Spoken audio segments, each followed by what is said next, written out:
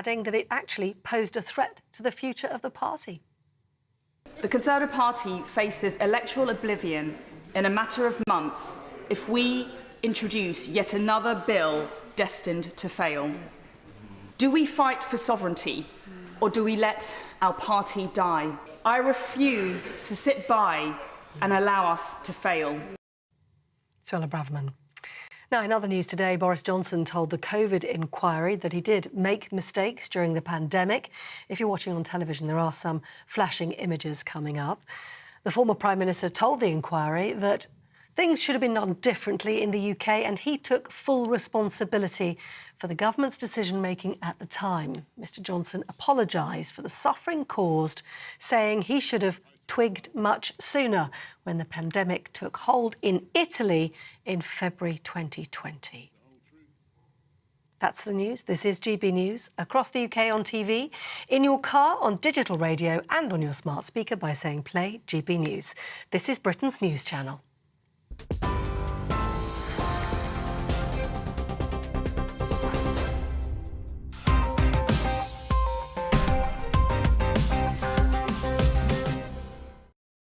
Hello and welcome to Headliners. I'm Nick Dixon, taking you through tomorrow's top stories for the next hour. And I'm joined by token lefty Steve N. Allen.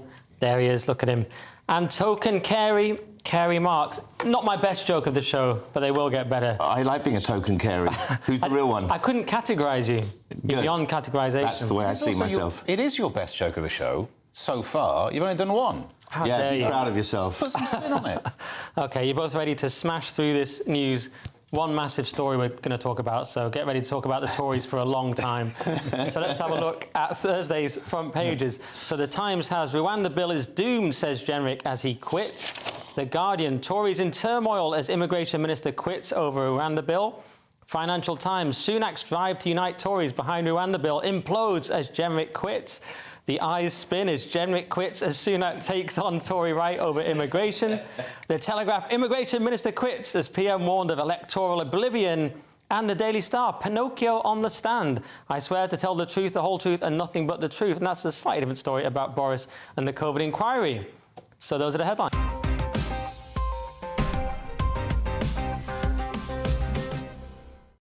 So let's kick off with this one massive story on the Daily Mail, Steve. Yeah, I'm across all the news. The only thing I've not really read up on is Rwanda. So other than that, I'll be... and Robert Jenrick, you've never heard of. Those two. It's a shame that's come up, really, isn't it? I think the Daily Mail front page, though, is great. Firstly, the J-Lo picture we should mention. She's in that outfit and she says she's bulletproof. She's not. She could get shot in the underboob. Yeah. She wows in crazy look. I was wowed. Yes. But mainly just because of the bright shine back. You'd see your own face if you try and sneak a look, which actually teaches you a lesson. But let's get back to, will the Tories ever give up fighting each other and start fighting Labour, question mark? No. No. This is entertainment. So we've got Robert Jenrick, who's resigned as immigration minister. They call it a huge blow to Sunak. I mean, it is, just to try and get us all on the same page just before we actually have to go through the leadership contest. And I've already still got the T-shirt from the last time. So this new bill, this Rwanda, it was declared safe, because that's what you can do now. You just declare a place safe through a bill. They should do that with London and sort out all the knife crime. Yesterday on the show, we heard that the centrist Tories might rebel if they were too much against human rights. Then the right side of the Tories rebel, they're not against human rights enough. Home Secretary James Cleverly, the man who said, well, this Rwanda bill is not the be-all and end-all, is really bigging up how important this is now. And the upshot is the immigration bill managed to cost us an immigration minister. Meanwhile, Rwanda says that they might not be playing ball with this anymore because they're not sure that the UK will stick to international laws. We just need a treaty to declare ourselves safe, and we've sorted it. That bit annoyed me, though, Rwanda talking about our laws as if they're this great place. I mean, are they or not? We need to decide. I mean, either they're this great place we can send people, or we can't. Now they're on their high horse saying we need to meet their standards. Let's decide if they're a good country or not. But no one sorted that out, because the whole principle of the whole story starts with a place that would put people off coming here if they end up there. So it must be a bad place. But the argument that it's a bad place is met with, oh, how dare you say that about Rwanda? You're the racist. It's a great place. So even that this whole thing is built on a foundation of not making sense. OK, well, let's just go through some of the things Jenrick said in his resignation letter. He said he had such strong disagreements with the direction of the government's policy on immigration. That was in his tweet or X post. And then within the letter itself, he called for the strongest possible piece of emergency legislation. He's saying small boats is an emergency and needs to be treated as such. And he wants a major new deterrent. And he doesn't want to be yet another politician failing to keep immigration promises. So there was some integrity there. Kerry, what do you think to this whole thing? What do I think of this whole thing? Well, I'm going to rush through this because I want us to get to the next story, which is exactly the same. OK. And then the next story after that, which is more of it, because this is obviously this is the new Brexit, isn't it? That's going to bring down politician after politician. You can be pretty sure of that. And we're hearing of an electoral oblivion that's coming. And really, the government's constantly trying to wave this magic Rwanda, as I call it. Nice. Thank you very much. And you came with a joke. And it's really a case of whether it's the Rwanda plan or whether it's the other plan, which of course no one knows what that is because no one said any other plan at all other than Rwanda at the moment, which they're trying to push through. Sunak has said over and over again that he'll do whatever it takes, and we still don't know what that means. No one's really making any speeches that really come to any kind of result whatsoever or give us a clue. The new idea is that they'll push through with Rwanda, but people have the right to a legal challenge and then to contest, to appeal against the challenge if it goes against them, which is going to work out more expensive than any other plan we had in the first place anyway, although it might be more courtrooms and more jobs, which will bring in more people to do. So that's a positive spin, yeah. And one of Jenrick's claims was that though Sunak has come to agree with him in private conversations, this bill won't go through, it doesn't go far enough. It's an indication of hope over experience, he said in the letter. Yeah. Well, the cynical side of me thinks this whole thing was about pulling focus and being a distraction by not managing to stop the boats. But you can pull focus onto Rwanda, and how dare you say that? And lefty lawyers are trying to stop it. We sit here talking about Rwanda, where actually the issue is boats making its way across a very different bit of water. The bit that was really shocking today was that apparently in this deal that's been struck, that's cost us even more money, if anyone in Rwanda commits a crime, they can be deported back to the UK. So this is a way to filter out just the criminals. Yeah, we have to agree to take people from Rwanda, so the whole thing is a joke. I know. So this is a boomerang thing. We just send people backwards and forwards. Yeah. We're in Australia now. But at least we keep them busy. But I would argue that the whole small boats thing is a bit of a distraction because legal immigration being so high is the real issue that they're not even addressing. But let's move on and do the Telegraph, Kerry. And they've got a picture of Suella Braverman, which gives us an excuse to at least move on to that part of it. I've seen half the speech just now before the programme, so I can't really talk as much as you guys, who I assume will have watched it all. Did you? Yeah, I watched it, yeah. Did you? Because I knew I was coming on a news television programme on national TV. I was underground at the time, so what did you learn from it? Loads. I was actually surprised she didn't go harder at Sunak. It did seem sort of like a leadership-style speech, but she didn't actually attack him that directly. She just basically said the Tories are heading for complete implosion if they don't solve the small boats. But she still didn't address mass migration of the legal kind. So I thought it was a slightly underwhelming, given her resignation letter, which was actually far harsher. I think, overall, I think this is going to be the big issue of the next election if it's not solved by then, and it will not be solved by then. And I really feel it's one of those ones that the public really wants someone to make a very hard decision at some point. At the same time, they don't want to have any responsibility for that. OK, what do you think? That's where it feels like it's going. I mean, firstly, I hope I get to do a resignation speech the next time I'm fired. But she's got good practice at having to leave that post, so, she was well prepared for it. And I think... it comes across as she kind of blurs the line between legal and illegal migration, talking about how big the numbers are. Net migration and gross migration was at 1.2 million. And you can in fact, that makes me think the only person who has kept his promise on migration is David Cameron, who promised to get it down to the tens of thousands. And that's, 120 tens of thousands. It's just a lot of tens, but that's how adding works. And, it did come across more as a pitch to try and be the next leader. But I think the thing is, it's the Tories. You can't be the one to drive the knife into the back because you don't get the gig. No, you stand next to that guy. Yeah, so I think that's why she didn't actually just go full on Sunak and make him lose the job. If she's the one who starts the leadership campaign, she's out. It also wouldn't be a very intelligent time to take over the leadership of the party. You want to wait till Starmer's been in for a bit, ruining the country, and then come in, I think. That's why I think Farage comes in 2029. That's my theory.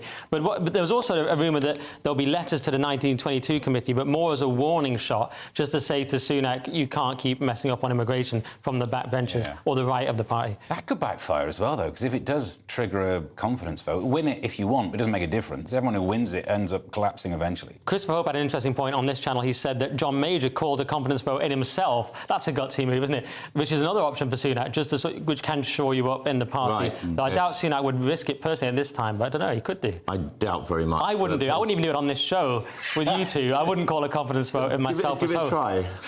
See if I'm still here after the break, or if it's Steve. Yeah, all right. Well, I think we've done well there, given there was only one story. So that is it for part one. But coming up, Boris faces the COVID inquiry. Farage considers his future. And is Zelensky being shunned by the US? See you in a minute.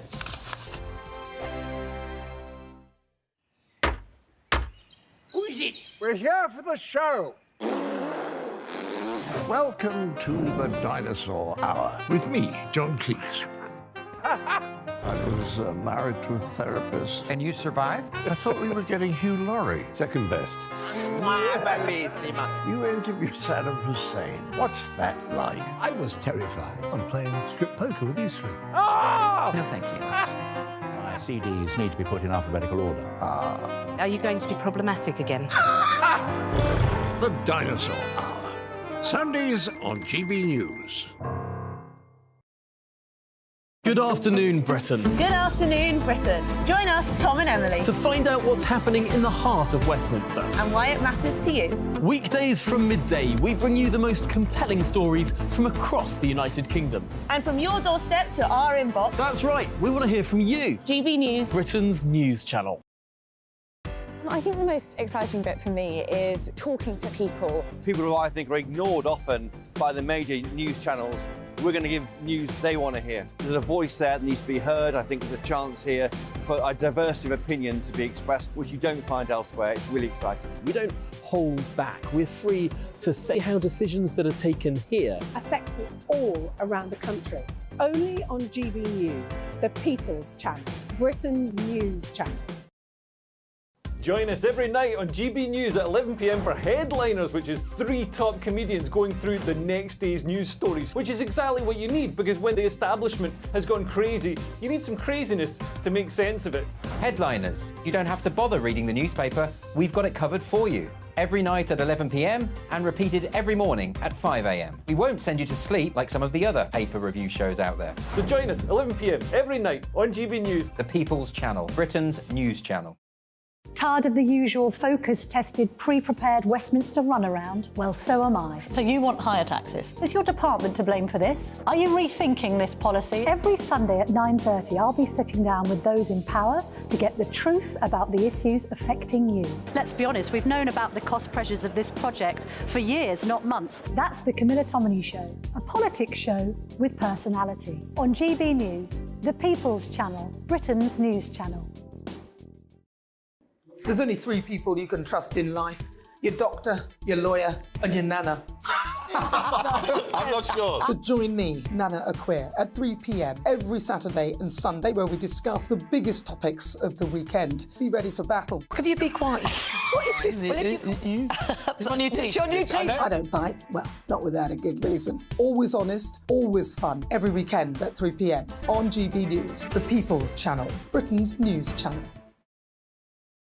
There's only 3 people you can trust in life. Your doctor, your lawyer, and your nana.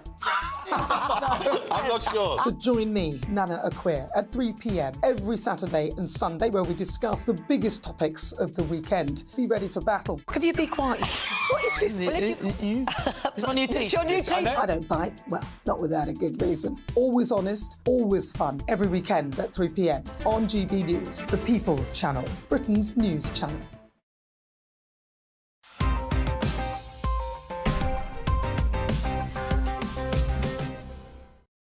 Welcome back to Headliners. I'm Nick Dixon, still here with Steve and Alan. And, wait, no, I thought we were going to cut to him, but they didn't. They just stayed on me. There he is. Look at him. And Carey N. Marks is what I've gone with. There was such a big pause, though, between those two names that even that joke didn't even work. It was not strong. Anyway, they get better later. You gave me a middle letter. Yeah, I gave you a new letter. Oh. Let's do the FT. And Boris Johnson, you've heard of him, says he vastly underestimated the number of children he had. Sorry, I mean the threat of COVID, Harry. It's the COVID inquiry where Boris turned up in his woolly hat, showing how seriously he was taking it. And you came in a woolly hat tonight, didn't you? I did, but you know what? I took it off for the show. That's nice. Because I'm like that. Yeah, basically, you know, Boris took a very libertarian point of view. Those are his politics, but it turns out libertarianism doesn't work too well against the disease. I won't read through every threat, every accusation to start with here, but just give you some of his answers, which were admitted, may have, declined, dismissed, overreaction, incoherent, and the B word. Can we say the B word on this show, or is that no? Because we go out at 5 a.m. No, but it sounds like a term used in rowing. You can work it out yourself. Sounds like what? A term used in rowing on small boats, ironically. You know, the things that attach the oars. Oh, okay. Yeah. It sounds like something you'd have put in your face to stop yourself smiling or raising your eyebrows. Okay, I didn't even get that one. L instead of T. Yeah, okay, good. We've cleared up that. This is a whole new type of show now. We're playing. Guess the swear word. Guess the really mild swear word. Guess the really soft swear word. But also, the B-word one would also, if you put it in your face, stop you smiling and raising your eyebrows. But that's not the purpose of it, obviously. No, but there's a side effect. Yeah. Let's not. Sounds like the stuff that clings onto boats. Yeah. Again, in the right weather conditions, they would cling onto boats. The stuff we experimented with rich people on, and now everyone's able to use it, like with most things. So he's basically said he's upset about a few things, but it's not very committal. He also apologised for shaking hands with people who had COVID cases in hospital, which I think when he did it, though, I think he was hoping he'd be like Diana shaking hands with people who had AIDS, and everyone would be like, wow, this is very impressive. But it went the wrong way for him. I think this is difficult, you know, because at the beginning of the whole thing, there was a lot of talk about building antibodies in a society and whether that would work as well. And I think there was a time where it was anyone's guess. And the other thing that really makes it difficult for me is that I love lockdowns. I'm a huge fan. You know, people go travelling the whole world to find themselves, and I found myself in lockdown. It turns out I'm a layabout. That's what I discovered. I found out that I don't really like working. So I was quite I could have told you that about yourself. Didn't you do an hour show about being lazy? I like the whole antisocial side of it. Who needs more than a bubble of friends anyway? But then there was the whole destruction of the whole country. There was a destruction. A lot of people died. I honestly not sure where we get with this. He's not Prime Minister anymore. I think it's good to have an inquiry to look into what happened. But it's not, for me, pragmatic would be a worldwide inquiry into what every country did, what worked, what didn't work, what the costs of a lockdown actually were on society, and work out what you really need to do should a thing like this come up again. Which is what we're not doing. They're just doubling down on we didn't lock down early enough. That's all they're saying. And it's not a serious inquiry into lockdowns. It's more of as Richard Tice was saying earlier, it's about gotchas, it's about personality politics. The part that particularly bothered me was this Hugo Keith KC, who's he's like, I'm the big prosecutor guy. He's the sort of Tom Cruise of it. And he said that Britain had the second worst excess deaths in Europe, and then he qualifies it and goes Western Europe. But it's not even true, because as Jacob Rees-Mogg said earlier on this channel, there's a whole list of countries he listed. There's Austria, Lithuania, Slovakia, Poland, Czech Republic, Spain. These are just from memory. There's a whole list. Slovenia, they were worse than us. Slovakia, like so many countries. So it's just completely false what he said. So what is going on with this inquiry, Steve? Well, look, many people are making the accusation about the inquiry and not asking the right questions. You do need to bear in mind this is a 17-part saga. At the moment, we're on phase 2, which I believe is just getting all the characters back involved. By the time you get to section 5, they'll be asking some useful questions. The whole thing will take about 90 years to get through, which is OK, because these pandemics happen once every 100 years. So 10 years before the next one, we'll get something. But, I mean, there was my favourite quote of Boris, and if we're just doing the one-word version, is he said he was bewildered. I missed that one. Like, checks out, doesn't it? The whole bit where he goes on about how he lost his WhatsApps is embarrassing. This guy was in charge of the country and he doesn't even know how to use a phone. So that was worrying. You've got a whiff of the Wagatha about it. If he could have been near the North Sea, that phone would have been swimming by now. Yeah, and he did say the response was incoherent at times. It's like, lol, yes, we know. But yes, it's absurd in many ways. But you say it should take years, but Sweden have already done theirs, and they've concluded, yeah, we nailed it. No, I'm not saying it should take years. I'm saying with the remit that this one's got, it will take years, which is not good, but it actually pulls the rug out from underneath the accusation of they've not asked the right question yet. Don't worry, they've got decades. But do you think they really will? Because the way it's going, I don't feel like they will. I don't feel like that's their intention. I've got to say, I liked his WhatsApp reply where he said they wouldn't have had WhatsApps in the past, so it's basically unfair. Yeah, maybe that's true. All right.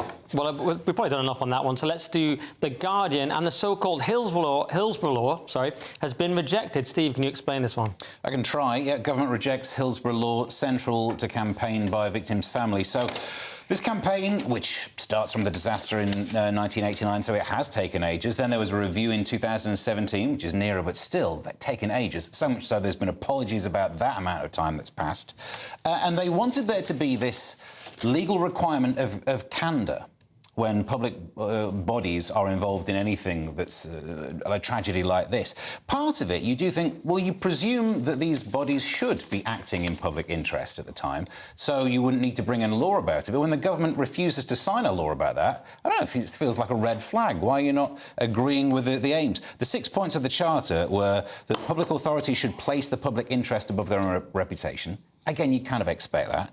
They should approach inquiries with candour. You expect that, but how do you even legally enforce it? Cover-ups are, by their very nature, covered up. Covered up, yeah, famously. And then not knowing or misleading the public or the media, avoiding to seek to defend the indefensible. These are great aims. I don't know if they'd ever be applicable. The only good change that will definitely come from this is that there will be legal aid representing people who need to have legal representation if they've been involved in something like this, which at the moment they don't have. OK. Which does seem totally ridiculous. Oh, and also, just to annoy you, Keir Starmer, the Labour leader, said that if he won, he would bring in this law. That is annoying. Kerry, anything on this? I know you love football and law. Absolutely, yes. Two of my favourite subjects. Law, maybe, but not the football. But no, I just agree. That's everything on this list is something you say, well, as opposed to what? Candour, as opposed to saying, no, we're going to increase secrecy and denial. So, yeah, these just seem like it's taken this many years to basically state the very obvious things that should be clearly in place in the first place. So. OK. Well, let's do the next one then, because this is a good one. In The Independent, and Zelensky has cancelled his address to the US Senate as calls for more funding have been rejected. And then that's that joke when you get a new phone, who dis? Have the US essentially gone new war, who dis, Kerry?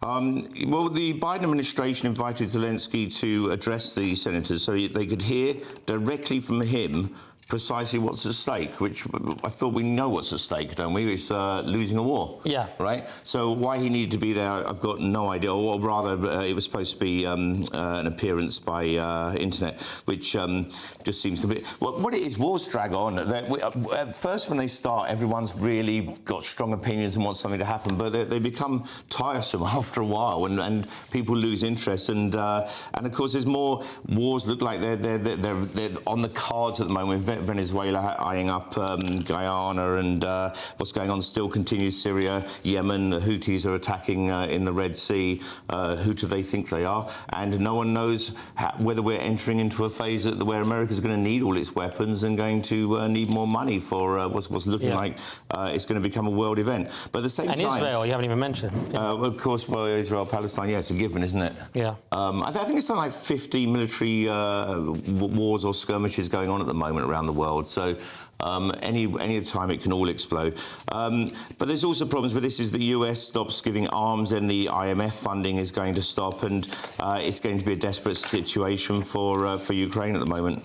Yeah, and if you thought my intro was a bit crass, it even says in the article the US is now showing signs of fatigue and disapproval for funding the war. It's not the current thing anymore. And there's a strong feeling in the US, it seems to me, following the kind of neocon era of Cheney, that a lot of people in the US are reluctant to fund more wars. I think in Europe people are a lot more sympathetic to Ukraine, it's a lot closer to us. But in the US I do get a sense, especially on the right, that they're very sick of funding this war. Yeah, there's certainly part of the Republican base, might be the phrase they use, that is thinking, why spend American money on things like this? And that's not great for us because, you know, if Putin wins, you're right, we're a lot closer. There's also the politics of tying agreement to fund what the Democrats want to other things that the Republicans want. There's more of a standoff. There's two parts. There's some people don't want the money to be spent, and other parts have realised, well, we could wait this out. We could leave Biden in a tricky situation. Both of which leave Putin in a good place. It was pretty ridiculous that Chuck Schumer said this was cancelled because something came up at the last minute. I mean, they're not even trying. What came up? Yeah, well, what could be more serious than this? I mean, it does seem like a fob-off to the layman. Wars just aren't as fun as they used to be, are they? I mean, they used to be more, you know, like, we look back to the last one, or the last one that just went the way war goes in textbook of the Falklands, where someone starts a war, we go in, there's a bit of a war, and then there's a white flag, and that's all over. And we win it. Out. But that's not the reality. Yeah. And you know, what we've seen with the Middle Eastern wars and so on is they just drag on, and the money runs out, and the weapons run out, and then it becomes a desperate fight. Do you know when it all went wrong? Is when kings stopped leading people into battle themselves at the front. It was one of the Georges, George II or IV or something, 17 something. That's when it all went wrong. Do you think that would help now? Do you think if because Charles if the leader, you know, a good leader does what he says we should all do. Like a CEO is prepared to clean the toilet in his own business. Yeah. Sunak should go in with a sword. Oh, you think? I was thinking Charles. Like, does he look? Oh yeah, Charles. Yeah, Charles. I think religion helped with that, though. I think people could have a religious fervour in their war, and now people don't have that kind of. You know, it's sort of what Putin's doing, isn't it? He's just throwing people at it. His big fingers would be bad with melee weapons. Good point. On that note, let's do the Telegraph. And Nigel Farage will not rejoin the Conservatives while Rishi Sunak is leader. Well, obviously, because in that scenario, Nigel would be leader, Steve, surely. Yeah, this is according to Richard Tice. Farage will not rejoin Tories while Sunak is PM. This is... well, I think this is brilliant because it can't happen. Farage is currently in a jungle, seems to be doing well. He'll be in there for a couple more days. By the time we reach the end of the week, Sunak's not in charge anyway. So why are we wasting time with this? It couldn't even exist. I genuinely think the more important thing from the interview that Richard Tice gave on Bloomberg is the Reform Party will challenge Conservative seats in the next election. There won't be a 2019 style, we'll step down in the places we want you to win. And that's going to be fascinating.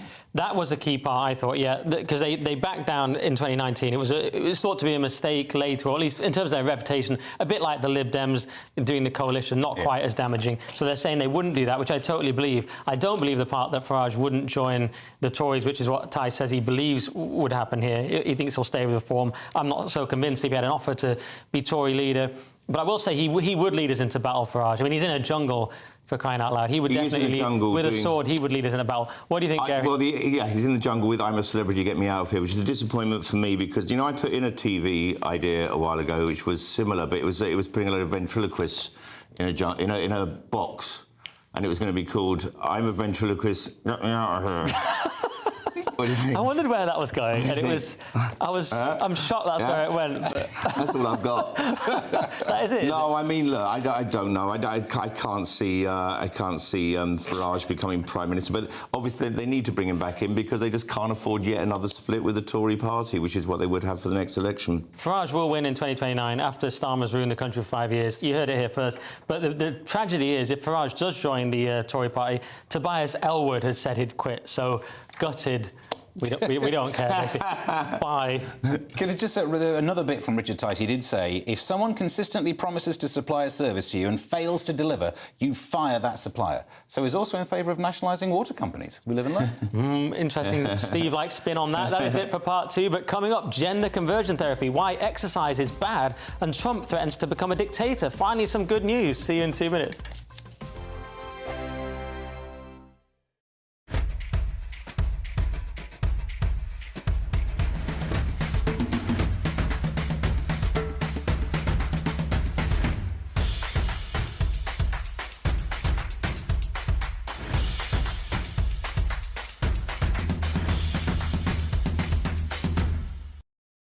I think the most exciting bit for me is talking to people. People who I think are ignored often by the major news channels.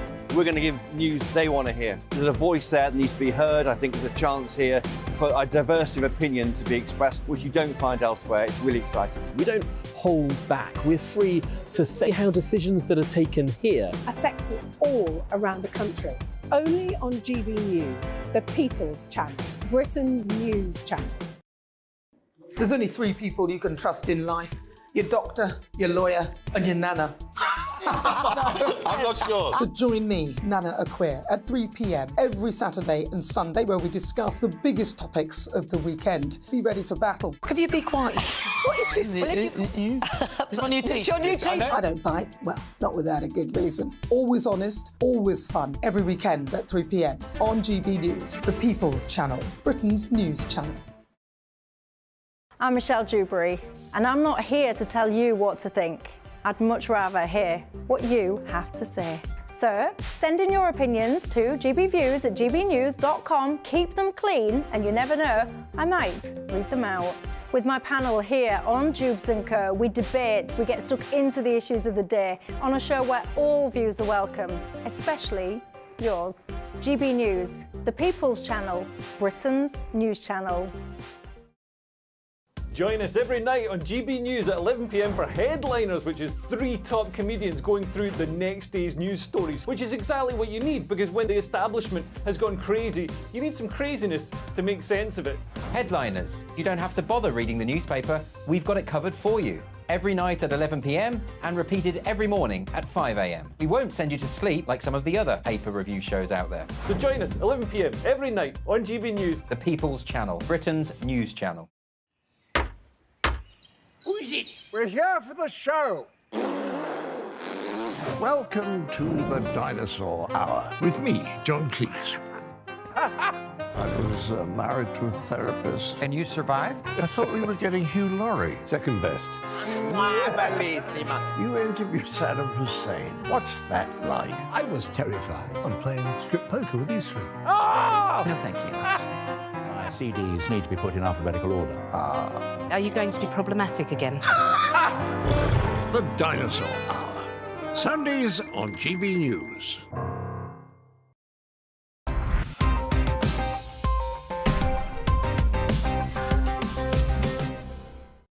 Welcome back to Headliners. Let's get straight into it with The Guardian and our obligatory trans madness story tonight, Kerry.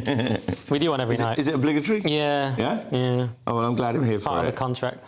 So this is Kemi Badenoch, who's saying that forms of conversion therapy are bad and we should be stopping them. Conversion therapy, of course, it's a difficult term because it can mean something quite mild, talking to a friend and so on, but this is actual therapy where people are encouraged to have the change or to take puberty blockers, of which there's now so much evidence against puberty blockers and the damage that they do that I don't even see that it's even much of a discussion anymore.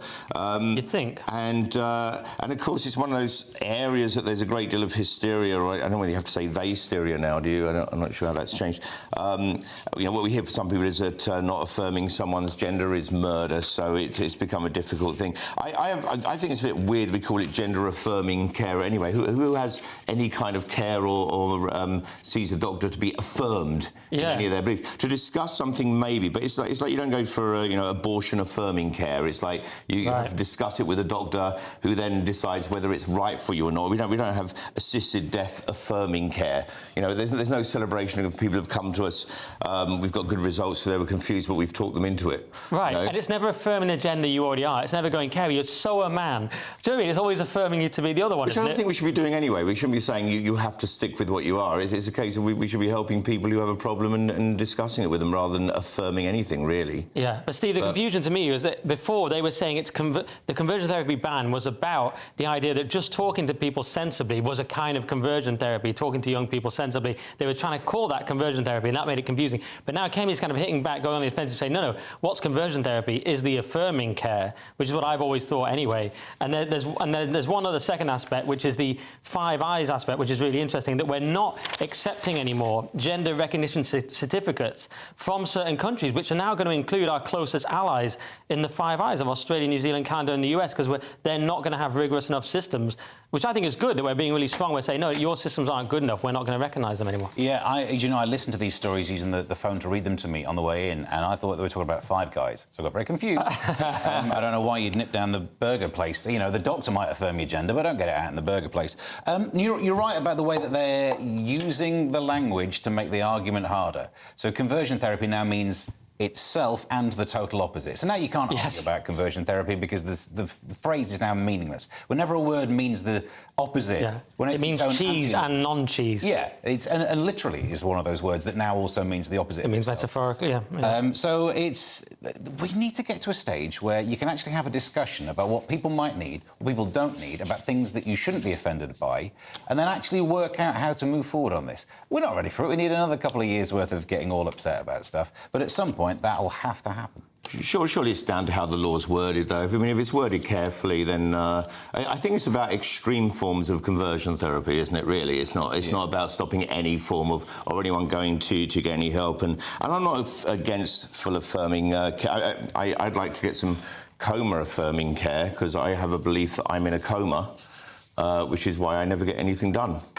Interesting. I know. You're definitely not, although it can feel like that at times discussing some of these stories. Well, that one was quite good. Let's do The Guardian and our obligatory colonialism and reparations story, Steve. Yeah, thanks. I get this one. EU must face legacy of colonialism and support reparations, say MEPs. Good news. It's the MEPs. You can all calm down because we're not in Europe, so we can just walk away slowly from this story. No one needs to be upset. So there's a claim that it needs to be urgently addressed. And to do the classic Steve on this and to be all mild and moderate about it, there are some proper questions that could be asked. So you could ask the question about whether things in the past have caused problems for a nation's ability to progress. But even if that is the case, you do get to ask the question, how far back do we go? Do you look at Rome having slaves, and then do we get reparations? But then you ask the question, are we held back by that? Because that's an easy go-to argument. So this might be about how much a nation's development was hindered by something. How do you put an amount on that? Who gets paid? Because if you were part of that nation who benefited from it, you should also be paying the reparations too. So there are so many questions that no one wants because people are in two camps. This is ridiculous, or yeah, it should really happen. And until those... I'm the first one. Of course you are. Yeah. I'm in the this is ridiculous camp, Steve, because I'm so sick of this nonsense. It's always just the transatlantic slavery, which we ended, which we don't get credit for. It's never, like you say, the Romans. It's never the Ottoman Empire with Turkey coming through with an apology. And it's never that... No one cares about the fact there's more slaves alive today than ever. People don't mention China and the Uyghurs and things like this. They do a little bit. But it's always this one... It's a kind of fetish. It's an anti-Western fetish, just to say we were the only ones that committed slavery. No, we were the only ones that ended it. Could you not think, by being unwilling to have any of these questions discussed and consider them all to be just ridiculous, then you don't get anywhere near getting these people out of their silly little corner where they only think about that one thing? We've been discussing it for years and years, this question. That's all we ever discuss. In some universities, this is all they ever study. I'm just over it, Steve. I'm over it. I'm not saying I'm not over slavery. Obviously, it's a bad thing. We've gone over it so much, haven't we? And we're not worse than other nations. We're actually better. Anyway, what do you think, Karen? Slavery is definitely bad. I'm saying that. I'm agreeing with you. It is. But I think all slavery is bad, not just one specific... No, I agree. Look, Africa's almost split down the centre. Actually, no, it goes a bit round, but you got half of it is Western colonialism and half of it is Middle Eastern colonialism and a slave trade that certainly outnumbered the European slave trade. And it does get silly, because I read through this and it does seem like Europe's the only thing. If anything, it's quite big-headed to believe nothing would have happened without Europe. You know, it doesn't change very much. Look, they're all dead. Everyone who did it. Everyone who was involved in this, they're over. They're well gone. I think there are some cases to say we should make adjustments when it comes to requirements for green policies and so on, that there's countries that need to catch up with the West and so on and should be given a little bit more allowance because of it. But otherwise, no, it's all happened. What we should do is learn from the past to make better laws and understandings for the future. All right, good ending. Let's do The Telegraph. And Trump has reassured anyone worried he might suddenly become a dictator by saying, yes, he totally would, Kerry. He said that he would. That's very Trump, isn't it? It's so Trump. As typical of Trump, he's decided to own it rather than say, no, I wouldn't, as anybody else would. And that's good. There's too much denial in politics, you know, so he said that. And it's kind of question. When I read it first, what do you mean? You're not going to be a dictator, are you? That's what Hannity asked. And he says, no, other than day one. And I was wondering whether he meant on day one he's going to become a dictator, but he does make that clear. He says, after that, I'm not a dictator. So he's only going to be a dictator for a day. And being Trump, I don't think he's going to get that much done in one day. And we're seeing all kinds of exaggerations saying, this is Julie Chavez Rodriguez, which is Joe Biden's campaign manager, saying he's been telling us exactly what he will do if he's re-elected. Tonight he said he will be a dictator on day one. Americans should believe him. But if we're going to believe him, then we have to believe he said he's only going to do it for one day. These people are total losers. It was a joke. He said it in front of a live audience. Watch the clip, and he goes, except for day one, and then he points at hand. He goes, he's going crazy. Like, it's total banter. Also he gets a big laugh. The left love dictators. Of course they do. They love dictators. They should like him even more. And also, there is an advantage. I don't like dictators, but there's an advantage to dictators is that the people in the country never get blamed for anything they do. Yeah, you blame the dictator, whereas in a democracy, you blame the country. Well, I wish he'd be a dictator. He'd probably dictate some great stuff. But Steve, I mean, look, he's joking. This is the new only Rosie O'Donnell. Remember when he deflected that question about women, like, only Rosie O'Donnell. He's like, only on day one. It's classic Trump. It's banter. Now, admittedly, if you take it seriously, it's probably chilling. But he's actually just joking. And it turns out all he meant was he's going to close the border with Mexico and he's going to drill for oil. That's all he meant. Yeah. So, no, it definitely is a joke. I mean, although I suppose it's slightly worrying because it's not like dictators are known for giving up power. So for one day, yeah, it speaks to me on day two about how much you still really love day one. They're also not really known for their sense of humour, so there's not many joking dictators. This was the first. I still think you're right. This is a distraction. For me, the bigger worry is Georgia. This is a guy who wants to be able to call up and say, get me some votes. And if ever he gets in a situation where he can call up and get those votes, even if you like Trump, you shouldn't want Trump to win that way. Because he's broken the system then, and the next thing you know, some potential president that you don't like has the same chance of making a phone call and ruining the system. That is the big worry. Well, to me, to get serious for a second, I'm far more concerned about the Biden administration. I mean, some of the January 6th things. I mean, there was one guy, they hit him with a charge so harsh. This guy just wandered into the Capitol, didn't break into anything, gave himself up to the FBI immediately. They hit him with this charge for a potential 9 years in jail, and he actually killed himself because of the stress and pressure of that. To me, that's far more like a dictatorship, I have to say. But have you just done a whataboutery when talking about being able to rig elections? I don't mind doing a whataboutery. It's a whataboutery saying, actually, the Democrats are projecting when they worry about dictatorship. I looked at a poll recently, who's more dangerous to the United States, Hamas or the FBI? And 92% had said the FBI. I mean, I'm far more concerned about that than Trump's banter, that's what I'm saying. Yeah, the banter, yeah, this is just a joke. But the question is where the banter stops, because he's also spoken about targeting his political rivals when he's re-elected, and he's described them as vermin and promised to deliver retribution, and he hasn't said he's only going to do that for one day. He could have gone with the retribution thing. I think it's quite moderate that he said, all I'm going to do is drill and stop the border. Anyway, we've got to move on, sadly. I could do all day on that story. Let's do the Daily Mail. And exercise is actually bad for you. This story by Lewis Schaefer, Steve. Yeah, our resident science expert. Exercise might not make you live longer. Fascinating study debunks age-old belief that, well, you get it, you understand it. You exercise, you live longer. Turns out you don't. If you exercise, you're less likely to drink, smoke, run face first into traffic, all these bad things that are famous for killing you off sooner. And so that's what it is. So it was just really annoying because I've been running 3 times a flipping week. I'm terrible at running. And it turns out that not drinking would have been enough for me. I did a health check recently. The NHS offered to go into a health check. And got an F. I annoyed the nurse at how good my numbers were. I got, like, ace blood pressure. She actually really? Mine's a bit high. Yeah, but mine's so on the numbers. She went, I can't get much better than that. Sorry, nurse, for upsetting you with my health. Mine was good till I started working with Lewis. I imagine that could do the thing. But she did tell me that I should lose weight, and it was the classic thing where she was huge. Really? It's really difficult to get... Don't say that. Emily Blunt got in trouble for that.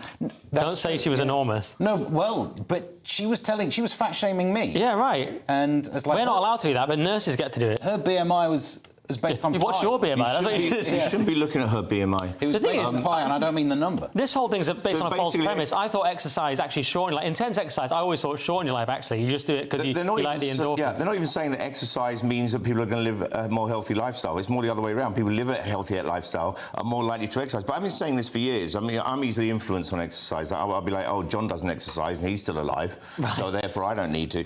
And you could be running at night. I kind of feel like living longer is greedy anyway, and I see all these people running around all red-faced and panting, and I think, OK, you're going to live a few years longer, but you would have spent a few years of your life running around red-faced and panting. Good call. We've got to go to the break. Sorry, but that is part 3, crushed. But coming up in the final section, tech-savvy drug dealers, superhuman athletes and apocalypse bunkers. See you in a minute.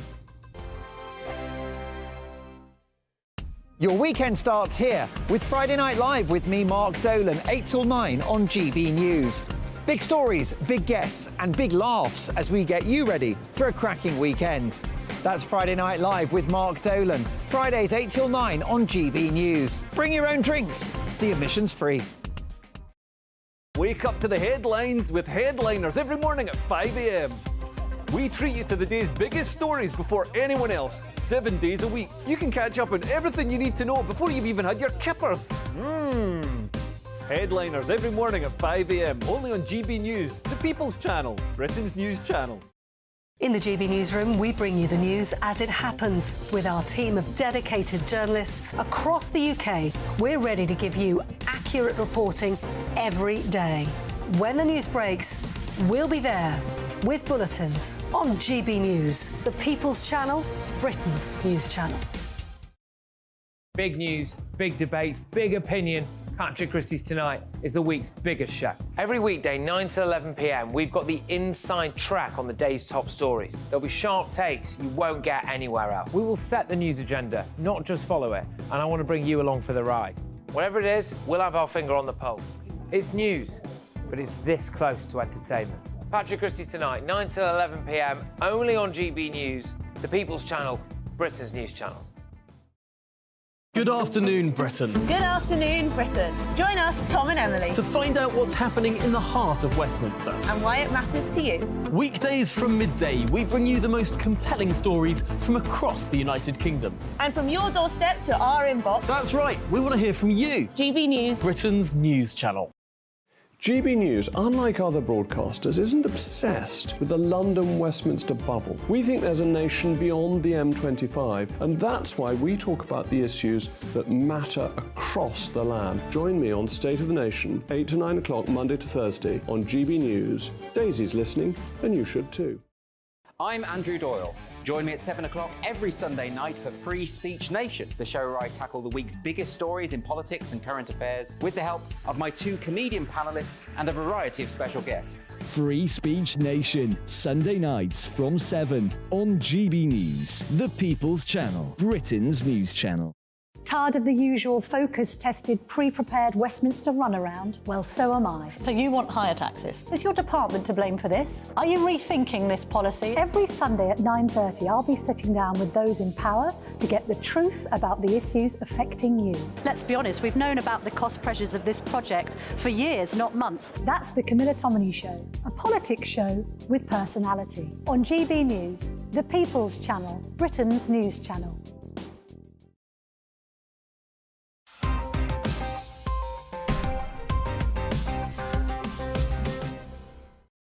Welcome back to Headliners. Let's get straight into it with the Mail. And drug dealers finally join the 21st century, Steve. Yeah, more drug dealers stick QR codes on lampposts as a tactic to sell their drugs and things near schools. And, I should have done this for my Edinburgh show. These drug dealers don't stand around handing out flyers, do they? They've used the modern thing. So on lampposts, you can see QR codes. If you scan it, it takes you to a site that then sells you some of their wares and also says that they're legal, which I think is interesting. You shouldn't trust what you see on the internet. And two parts, quick guys. One is the QR code was almost dead. If it weren't for the pandemic, no one was bothering. There were ugly things. They tried and failed, and then, so thanks to the pandemic, we got those back. In Worcester, a mum of two, Faye, says they're targeting our children, and that shouldn't be allowed. Good news, it's not. So, literally illegal. Kerry, I'm amazed the story didn't come to you. So they're putting these QR codes on lampposts, and I think the idea now is to get rid of lampposts. Yeah. Stop it. I think it's obviously not great idea to do that. There's my there's one woman who she lost £13,000 after she scanned a QR code. Villains are stuck on a genuine one at a railway station. She thought she was paying for parking. Which you think at some point when she bought an ounce of parking that she would have realised something was wrong with this. And then she didn't end up paying for her parking because she was stoned. I've added that part of the story. I did hear her parking. Exactly what it said, but her parking was very pure, though, and uncut. Let's quickly do the Telegraph. And the latest immigration threat is Mosquitoes. Presumably they're coming over on very small boats, Kerry. Come on, that's good. He didn't even listen. Well done. No, I did listen to you. I just didn't react because it didn't deserve that much. The UK is expanding a mosquito surveillance to counter growing threats of dengue, because we don't have dengue fever as a massive threat right now, but it's a chance. And so the infection coming in is Aedes albopictus, which sounds like some sort of psychological complex. I don't know. There's a plan to put them in hotels and send them to Rwanda. I don't know. It's the same joke. He didn't like my version. He did a worse version and claimed it was better. I mean, I did write mine in advance, to be fair. But Steve, and they're planning on colonising the UK, or not they're planning on, but they're threatening they will do, which we should have to. They're going to have to pay reparations in years to come. We're too cold. Hope they learn from it. We're currently too cold for the mosquitoes, but I don't believe we can keep them out with this government. Anything? But it will affect us in 50 years, apparently. Apparently, which time I won't be around, so I'm fine with that. Right, and at the moment it's only affecting France, which is great. I would say bedbugs and now mosquitoes. If only Katie Hopkins would have waited till now to say swarms. Great she would have got away with it. She would have. All right, let's do the Daily Star. And Russia are making superhuman athletes, proving that all Rocky movies eventually become reality, Steve. This is a great story. Russia making superhuman athletes without drilling holes into their heads. Yeah, because why would you drill a hole in it? How does that help? You need that like a... What's an example of something you don't need? Anyway. Yeah, I find that weird they said without drilling holes, because the fact they mentioned it made me think, were you drilling holes in people's heads? Drilling holes. No, yeah. Just don't mention the drilling. They actually mentioned it several times. Yeah. As well. And we're totally not doing. I can't stress enough, we are not drilling. No holes in heads. Like, you're totally drilling. You just hear... Yeah. We are not drilling holes in heads. Trump said he would drill on day one. Maybe that's what he meant. Only one day, though. But it's they use magnetic stimulation of parts of the brain instead of drilling in there and getting actual electrodes, and it speeds up some brain response time. At some point, the Olympics will be all this. I should do it. Let's see what superhumans. My favourite bit, it says it'll be good. It'll be useful for people, things like goalkeepers, figure skaters, swimmers. I'm thinking, or super soldiers. Yeah. Come on, let's be honest. It will be super soldiers. I don't really understand athletics anyway. These are people who do things all their lives that you only have to do 3 times a week, according to doctors. What an absolute waste. Great point. Let's quickly do the sun and the luxury way to spend the apocalypse, Steve or Kerry. Is it Steve or Steve? It's inside the Doomsday town. These luxurious apocalypse-ready... They're not preppers, as it says, but they're prepared, which I think means they're preppers. It's they've got 575 of these bunkers. It's in South Dakota. They sound great. There's cinema rooms in there. There's all this. The only downside is you would have to repopulate the Earth with preppers, like Alex Jones types. Got bone broth. Bit of a downside that they're all Americans, although I hope they're MAGA, make apocalypse great again. And they can stay for a year without return to service, a bit like your life, Kerry. Anything on this in 18 seconds? I do like the idea of it, yeah. Well, yeah, I mean, I'm not quite sure. How do people get... I haven't had a proper look through. How do people get to go there? Do they have to spend... Is it cost... Do they apply for this, or is it... They need loads of money, and if it's the apocalypse, they'll all be dead anyway. But I'm very a nice much idea. for this if we could send people. Great idea. All right, we've got to end on that brilliant idea. The show is pretty much over, but let's have another quick look at Thursday's front pages with basically that one story. The Times has Rwanda bill is doomed, says Jenrick as he quits. The Guardian has Tories in turmoil as immigration minister quits over Rwanda bill. The Financial Times, Sunak's drive to unite Tories behind Rwanda bill implodes as Jenrick quits. The Eye, Jenrick quits as Sunak takes on Tory right over immigration. The Telegraph, immigration minister quits as PM warned of electoral oblivion. And the Daily Star, Pinocchio on the stand, I swear to tell the truth, the whole truth and nothing but the truth. And they mean Boris Johnson, strangely. That is it for tonight's show. Thanks to Stephen Carey. Headliners is back tomorrow at 11 p.m. If you're watching at 5 p.m, then stay tuned for breakfast. Good night. A brighter outlook with Box Solar, sponsors of weather on GB News. Hi there, it's Aidan McKibben here from the Met Office with the GB News forecast. It's been a cold, but for many, bright day. However, big changes take place overnight as increasingly wet and windy weather arrives from the west. Atlantic areas of low pressure are moving in from the west, bringing weather fronts, bringing strengthening winds, bringing increasingly wet, but also in places milder conditions. Now we start off with an early frost in the east, but as the cloud increases overnight, temperatures will actually rise through the night and we'll see that rain spread in. As that rain bumps into the colder air, there'll be some hill snow over northern England. Parts of Scotland as well could affect some higher routes first thing Thursday, but quite quickly through the day, having seen some icy patches and some snow over the hills, we'll see the mild air sweep in across the UK, turning the rain to rain at all levels. And actually, it is going to be a soggy day for most of us with that rain heaviest in the west, strengthening winds, risk of gales for western Scotland. And it's not going to feel very pleasant with temperatures of 5 to 7 Celsius in the east, although double figures further west as that milder air takes a hold. Friday's a similar day with low pressure close by, spiralling bands of rain or showers circulating around it. The wettest weather once again in the west, but those showers spreading to most parts through the afternoon. Gusty winds, but feeling a bit milder in places as well. The weekend brings further spells of rain and showers, also some drier interludes at times. That warm feeling inside from Boxed Boilers, sponsors of weather on GB News.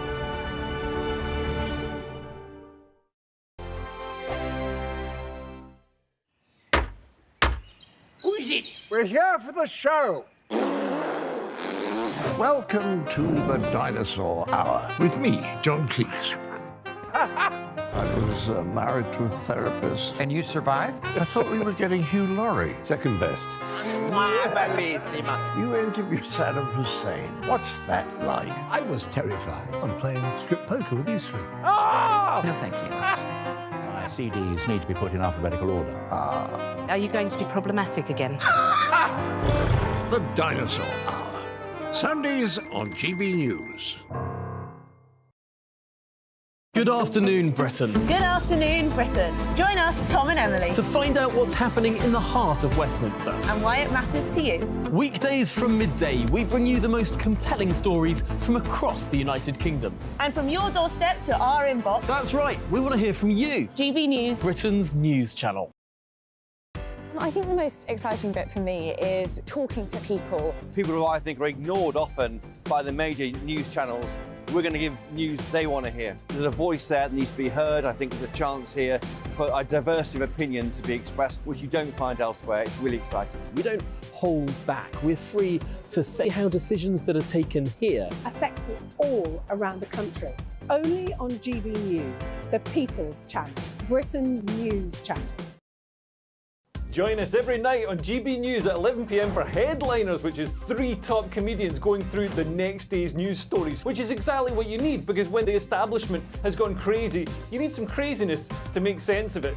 Headliners. You don't have to bother reading the newspaper. We've got it covered for you. Every night at 11 p.m. and repeated every morning at 5 a.m. We won't send you to sleep like some of the other paper review shows out there. So join us 11 p.m. every night on GB News. The People's Channel, Britain's news channel. Tired of the usual focus-tested, pre-prepared Westminster runaround? Well, so am I. So you want higher taxes? Is your department to blame for this? Are you rethinking this policy? Every Sunday at 9:30, I'll be sitting down with those in power to get the truth about the issues affecting you. Let's be honest, we've known about the cost pressures of this project for years, not months. That's the Camilla Tominey Show, a politics show with personality. On GB News, the People's Channel, Britain's news channel. There's only 3 people you can trust in life. Your doctor, your lawyer, and your nana. I'm not sure. So join me, Nana Aquare, at 3 p.m. every Saturday and Sunday, where we discuss the biggest topics of the weekend. Be ready for battle. Could you be quiet? What is this? It's my new teeth. It's your new teeth. I don't bite. Well, not without a good reason. Always honest, always fun. Every weekend at 3 p.m. on GB News, the People's Channel, Britain's news channel.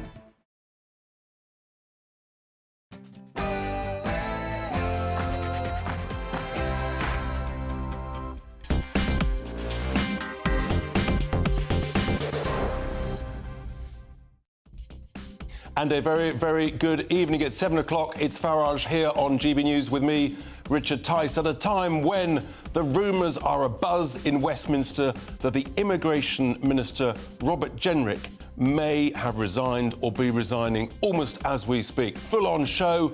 We may pick up that if it's confirmed. Suella Braverman's blast to the Prime Minister in the House of Commons this afternoon about Rwanda. Talking of a blast, goodness me, I'm not sure Boris had a blast at the COVID inquiry at the hands of the KC. I've got some serious questions to ask about that inquiry, about that KC. And later on, we've a real treat for you folks. Yes, Katie Price, who's been on I'm a Celebrity not once, but twice. Do you like the way I did that? She will be with us in the show to give a little bit of advice to Nigel. So much more, don't go anywhere, but first of all, it's the news with Polly Middlehurst.